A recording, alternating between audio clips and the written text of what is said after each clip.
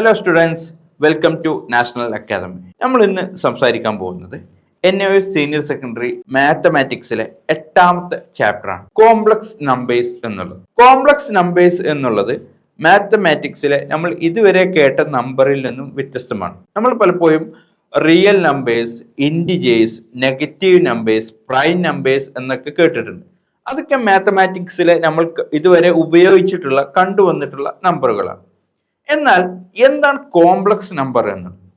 യഥാർത്ഥത്തിൽ complex number എന്നുള്ളത് ഒരു ഇമാജിനറി നമ്പറാണ്. ഇമാജിനറി നമ്പർ എന്ന് നമുക്ക് കൃത്യമായിട്ട് പറയാം. അതായത് സാങ്കല്പികമായിട്ടുള്ള ഒരു നമ്പറാണ് ഈ പറയുന്ന കോംപ്ലക്സ് നമ്പർ എന്ന്. എന്തിനു വേണ്ടിയിട്ടാണ് ഈ കോംപ്ലക്സ് നമ്പർ ഉപയോഗിക്കുന്നത്, അല്ലെങ്കിൽ എന്ത് ആവശ്യങ്ങൾക്ക് വേണ്ടിയിട്ടാണ് മാത്തമാറ്റിക്സിൽ ഈ പറയുന്ന കോംപ്ലക്സ് നമ്പർ ഇൻട്രൊഡ്യൂസ് ചെയ്തിട്ടുള്ളത്? അതാണ് നമ്മൾ പരിശോധിക്കാൻ പോകുന്നത്. ചില പ്രോബ്ലംസ് ചെയ്യുമ്പോൾ നമുക്ക് ഇമാജിനറി നമ്പർ ഇൻട്രൊഡ്യൂസ് ചെയ്യേണ്ട ഒരു ആവശ്യം വരും.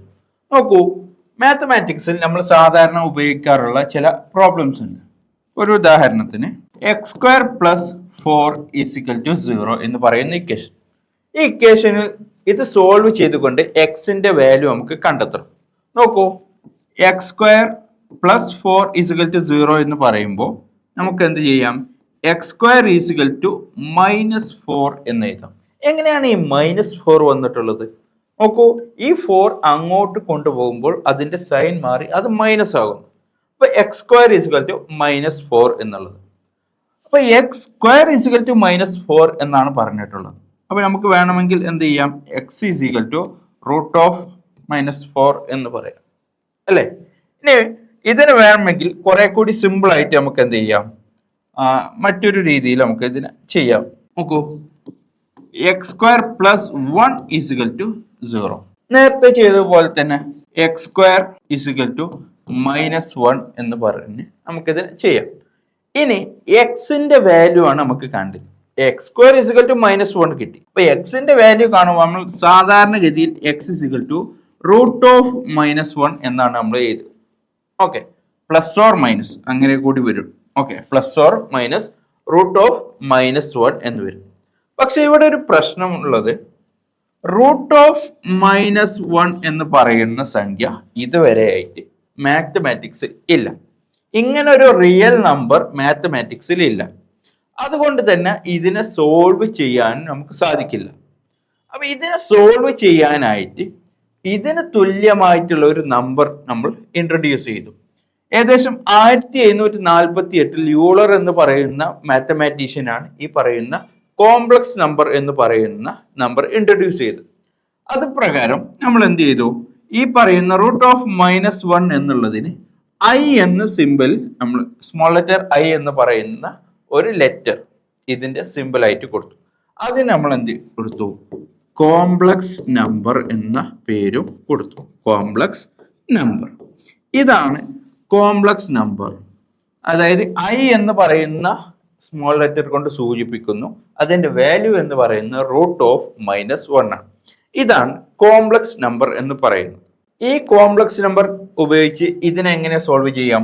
നമുക്ക് നോക്കൂ, x = ±√(-1) എന്നല്ലേ?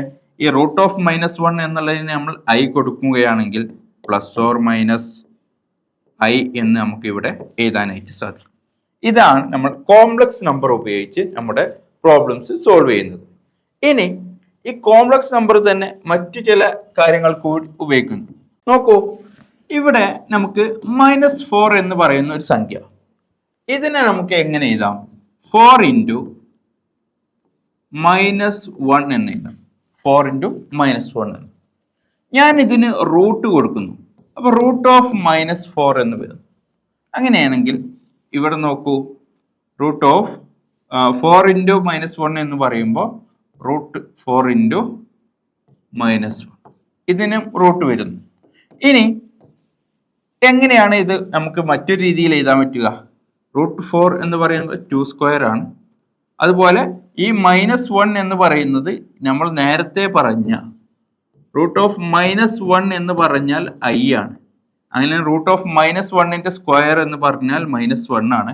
അത് നമുക്ക് I² എന്ന് എഴുതാം. അങ്ങനെയാണെങ്കിൽ എനിക്ക് ഇവിടെ എന്ത് എഴുതാൻ പറ്റും? I² എന്ന് എഴുതാൻ പറ്റും.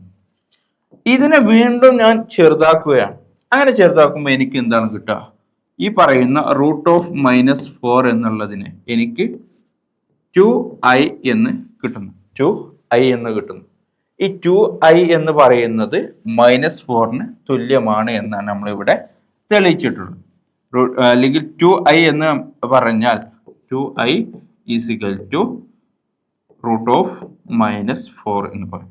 അപ്പൊ i എന്ന് പറഞ്ഞാൽ √-1, 2i എന്ന് പറഞ്ഞാൽ √-4 എന്നുള്ളത്.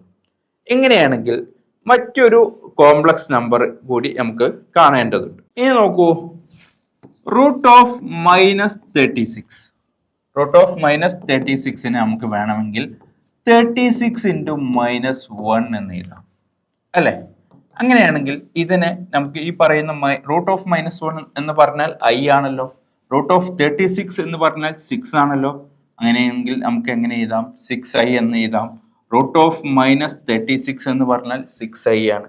അങ്ങനെയാണെങ്കിൽ √-25 എന്തായിരിക്കും ഇതിന്റെ ആൻസർ? ഇത്തരത്തിലുള്ള കോംപ്ലക്സ് നമ്പേഴ്സിനെ കുറിച്ച് വിശദമായിട്ട് ഡീറ്റെയിൽ ആയിട്ട് എക്സ്പ്ലെയിൻ ചെയ്യുന്ന വീഡിയോസ് നമ്മുടെ നാഷണൽ അക്കാദമി ആപ്പിൽ നമ്മൾ അപ്ലോഡ് ചെയ്തിട്ടുണ്ട്. ഉടൻ തന്നെ നമ്മുടെ നാഷണൽ അക്കാദമിയിൽ ജോയിൻ ചെയ്യുക. വീണ്ടും നമുക്ക് അടുത്തൊരു വീഡിയോയിൽ കാണാം. ബൈ.